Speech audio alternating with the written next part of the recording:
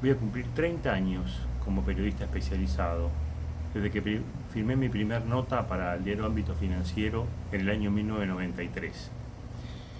Y claro, tantos años me permitieron ser testigo de muchos de los eventos importantes que se dieron en esta historia reciente del sector de transporte, logística, comercio internacional, sea como testigo directo o por haber conversado, ¿no?, en las notas periodísticas que le hice a quienes fueron testigos directos de los acontecimientos. Entonces los quiero llevar en este primer capítulo a el año 1992, donde se llevó a cabo una verdadera epopeya, que fue la de la sanción de la ley de puertos. Teníamos los puertos más sucios, teníamos los puertos más ineficientes, teníamos los puertos más caros del mundo, y en muy poco tiempo pasamos a ser ejemplo mundial. Ahora, vamos a la frutilla del postre, ¿no? Y esta es la historia que les quiero contar hoy, que fue la licitación de las terminales del puerto de Buenos Aires. Pero vamos al origen de lo que fue la terminal 1 y 2, en lo que hoy es terminal de Río de la Plata. Después tomó la 3, pero en ese momento la 1 y 2. En ese momento se presentaron en esa licitación, para la apertura del sobre 1, o sea, la oferta técnica, se presentaron dos consorcios. Uno de P&O Nedloy, estamos hablando de la naviera de las más importantes en ese momento del mundo, tenía sede en Londres, pero tenía también una sede en Australia, porque esa era la parte de la empresa donde se trabajaba todo el tema puertos. ¿Por qué? Porque ya se empezaba la apertura, licitación de los puertos de Asia, y entonces ellos estaban allá. Y esta gente de P&O Nedloy tiene como socios locales a FACE, que era una empresa estiva nacional, y Maruba. Había otra más también, pero esta es la más importante. Y por el otro lado, Murchison, el grupo Murchison, que estaba aliado con Román. Murchison, bueno, que tenía ya toda la historia en el puerto de Buenos Aires. De hecho, las dos únicas grúas pórticos de toda la República Argentina las tenía Murchison en lo que hoy es la Terminal 5 de Puerto de Buenos Aires. Bueno, se abre el sobre 1, pasan las dos. Vamos a la apertura del sobre 2. Ahí ya estamos hablando de marzo del año 94. Se abre el sobre 2 y el que gana, el que obtiene la mejor oferta, es P&O. Yo estuve ese día en la apertura, me acuerdo a los directivos de P&O, la gente a los abrazos, y de alguna manera pasó algo que es de película, es increíble. Dentro del paquete de la oferta estaba la garantía, que eran $1.200.000. Y el que se había comprometido a poner la garantía era FACE. FACE era una empresa de estiva que estaba acostumbrada a lo que era en ese momento el puerto de Buenos Aires. No la podemos jugar con los parámetros de hoy, lo que pasaba en ese puerto sucio, todo en negro, no había papeles. Uno podía en ese momento ir con el auto, estacionar en el borde del muelle con el mate, el termo y ver cómo descargaban un barco. O sea, cosas increíbles que pasen hoy. Entonces, como esta era una empresa familiar, desordenada, se manejaban con la libreta de carnicero, el escribano que certifica que ese $1.200.000 que estaba en efectivo, que estaba en el banco, era además de la familia de FACE. Entonces dicen, la plata está en caja de seguridad tal del banco tal.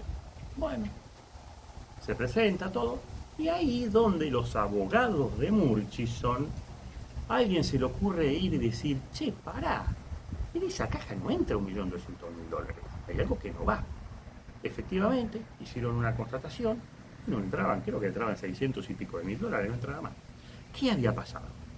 En este contexto, como les digo, familiar, medio a la que te criaste, cuando fueron porque la plata la tenía FACE, el $1.200.000 estaba.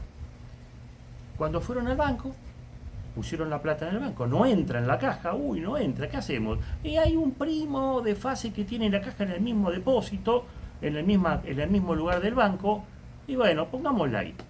Y certificó solamente la otra caja. Claro, Cuando fueron a ver los papeles, la plata técnicamente, legalmente, no estaba, porque la otra caja era a nombre de una persona física que no tenía nada que ver con el consorcio. Lindo despelote que se armó.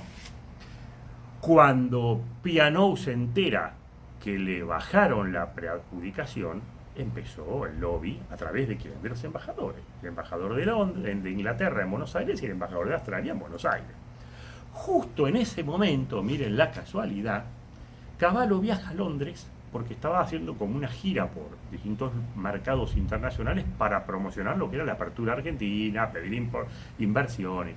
Claro, llegan a Londres, lo agarran los muchachos, le dicen, ¿de qué venís acá a hablar de las inversiones? Le acaban de bajar la caña a nuestra empresa en Buenos Aires, esto no puede ser. Bueno, vuelve a Buenos Aires y ahí se arma una reunión en la Casa de Gobierno.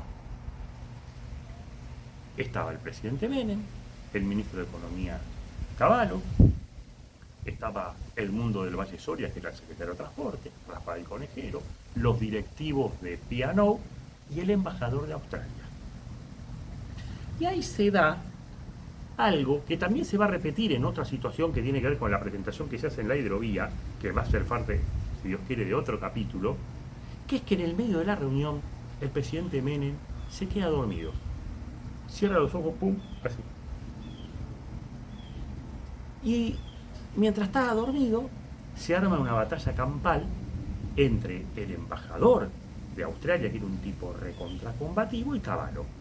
Y el embajador, que cómo puede ser, que esto no puede ser, que vamos a ir a la justicia, y Cavallo, sacando pecho, que vayan a la justicia, que ya sabemos cuál va a ser el fallo. Y el embajador le retrucaba y le decía, muy lindo, nos quieren hacer venir acá a invertir. ¿Y dónde está la seguridad jurídica? Si el Poder Ejecutivo ya sabe lo que va a fallar el Poder Judicial. ¿De qué estamos hablando?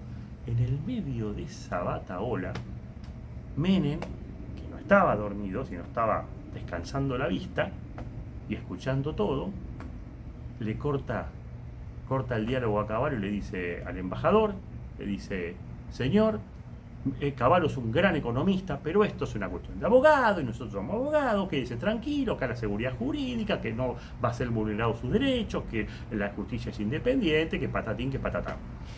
Se terminó la reunión. Al otro día, Billy Murchison llama a la gente de Pianou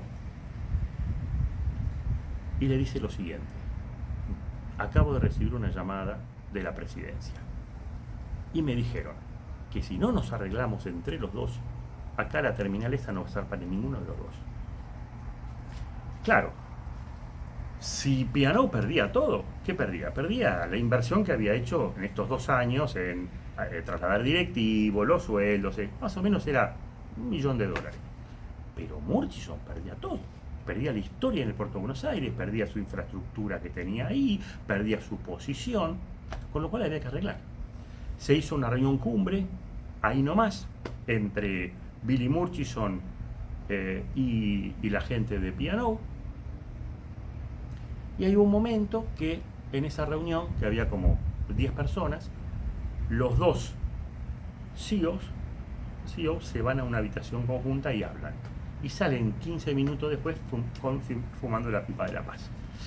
No se supo nunca bien cuánto fue el arreglo, pero cuentan que fue alrededor de 47 millones de pesos dólares los que recibió Murchison por venderle esta preadjudicación que había ganado cuando lo descalificaron a Pianou.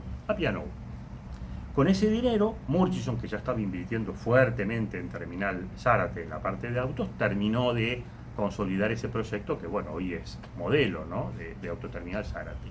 Y así fue como, por esta bendita caja fuerte mal calculada, se armó todo este embrollo que le terminó saliendo a Pianou lo que terminó saliendo, ¿no? Voy a contar eso, ¿no? Qué puerto diferente, qué manejo de esta empresa familiar y todos los trastornos que se dieron y cómo se dio esta suerte de novela de enredos. Bueno, nos vemos seguramente, si Dios quiere, pronto en algún otro capítulo de estas memorias logísticas.